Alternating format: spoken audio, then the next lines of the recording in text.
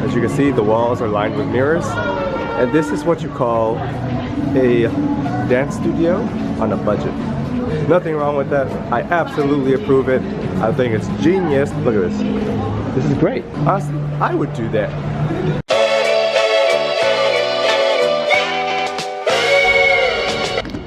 So that is where we're staying. That's the Mandarin Oriental.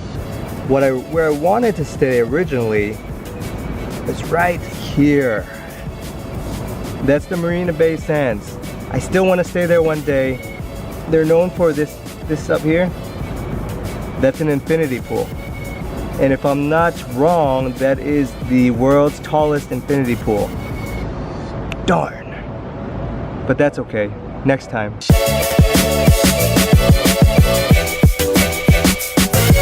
Good morning, everybody. Today is another day, last full day here in Singapore. And today we're visiting the National Museum of Singapore. Check it out. Big, beautiful building. This is the oldest museum in Singapore. I think it started around the mid-19th century, 1850 or something like that. And we're gonna check it out today.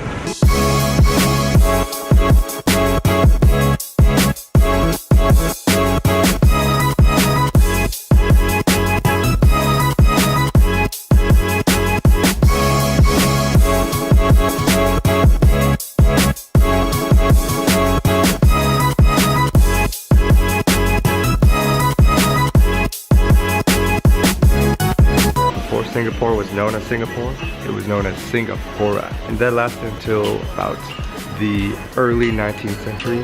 Singapore was known as a thriving port city, and according to Chinese traders, this was life in Singapore. Just the homies over there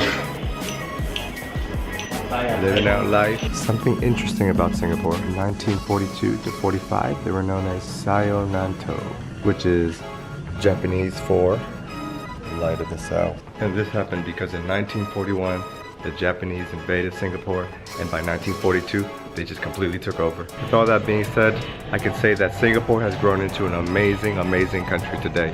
$291 billion in foreign currency traded each day, world's second busiest container port, and most importantly, the world's most awarded airport. That was a really cool experience. You know, I didn't know very much about Singapore coming in, but going through that museum and just kind of reading through all the little stories and the boards that they have on there, it's cool. You know, I learned a lot, and it's always good to do that, just because even though you don't know much about the country, you can learn about it, and then you can broaden your horizons. There's actually an overcast out. It's not very sunny, but I'm still wearing the sunglasses because I'm kind of tired and I have sleepy eyes, but I think I might be mistaken as a douchebag. Not that I care, or not that I'm not a douchebag, but whatever. And our next stop, Gardens by the Bay. No, wasn't all yours for you to keep. Now I'm here on all fours,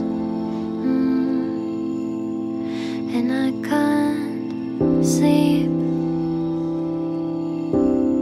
No, wasn't all yours. No, wasn't all yours. So Gardens by the Bay. What can I say? Probably one of the most well-known attractions here in Singapore. If you ever looked into coming to Singapore, you've probably seen the super famous, what they call them, the Supertrees here in Singapore. Well, this is where you come to see them. Here at the Gardens by the Bay, there are many different exhibitions. Right now we're in one called the Cloud Forest, and you can tell this place is super cool, super amazing. They got the mist coming down.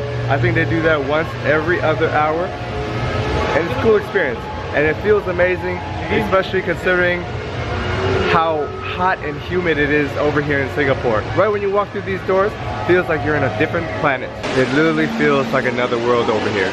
If I had to compare it to something, if you guys seen the movie Avatar, I feel like this would be like living in that world.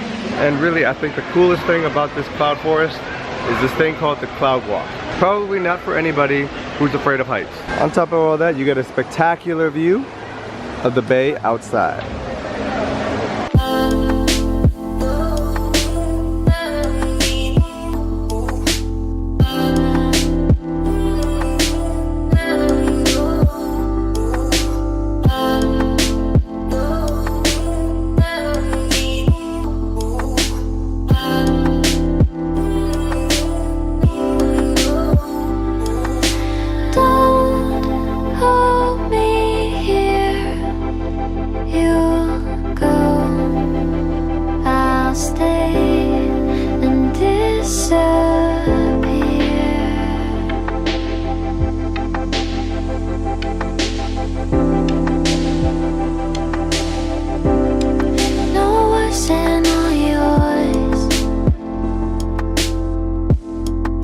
For you to keep.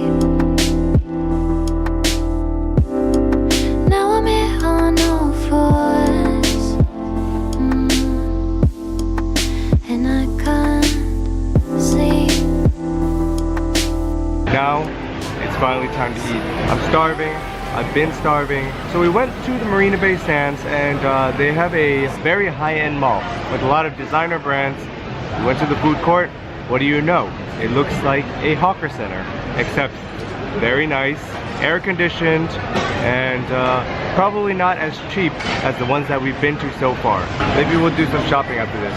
But for now, we gotta get something in the stomach before your boy passes out. So I haven't done a travel vlog in maybe about 6 months or so.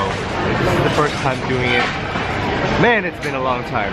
So with that being said, thank you guys for watching. Thank you guys for following me on my adventures. I hope you guys can take something away from it, learn something new, see something cool, and if you haven't already, please like, share, subscribe. You know I appreciate it.